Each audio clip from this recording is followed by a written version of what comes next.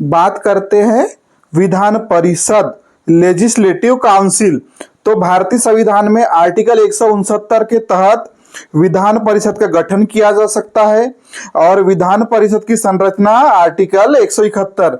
तो किसी भी राज्य में विधान परिषद का गठन किया जाना है तो उस राज्य की विधानसभा 2/3 बहुमत से ऐसे आशय का प्रस्ताव पारित कर देती है और संसद विधि द्वारा उस राज्य में विधान परिषद का सृजन कर सकती है। तो विधान परिषद के सृजन का अधिकार किसको अगर क्वेश्चन आएगा तो संसद को। ठीक है, भारत के 6 राज्य जिनमें अभी विधान परिषद है, यूपी, बिहार, आंध्र प्रदेश, और आंध्र प्रदेश से टूटकर बना था तेलंगाना, कर्नाटक और महाराष्ट्र, ये 6 राज्य है। जम्मू कश्मीर में भी था विधान परिषद, लेकिन 2019 में इसको समाप्त कर दिया गया क्योंकि वहां पर धारा 370 हटा दी गई और जम्मू कश्मीर को केंद्र शासित प्रदेश बना दिया गया। तो अभी भारत में 8 केंद्र शासित प्रदेश है भैया, अगर क्वेश्चन आएंगे। अब बात करते हैं आर्टिकल 171 विधान परिषद की संरचना।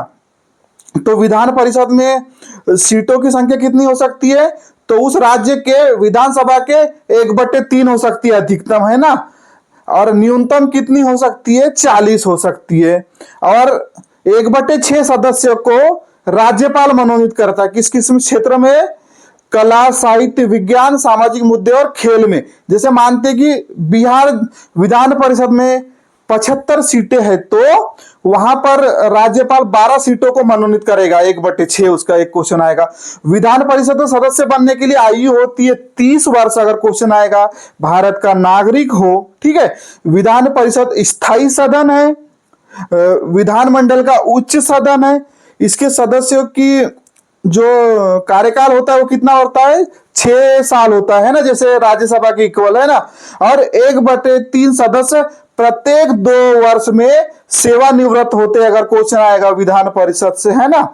तो विधान परिषद से इतने क्वेश्चन आ सकते हैं कि विधान परिषद का गठन आर्टिकल 169 के तहत भैया, विधान परिषद की संरचना 171, और विधान परिषद विधानमंडल का अंग होता है। तो विधानमंडल अगर कौन से आर्टिकल में दिया है भारतीय संविधान के? तो 168 में दिया है। भारत के अभी वर्तमान समय में 6 राज्यों में विधान परिषद है, यूपी, बिहार, आंध्र प्रदेश, तेलंगाना, महाराष्ट्र और कर्नाटक।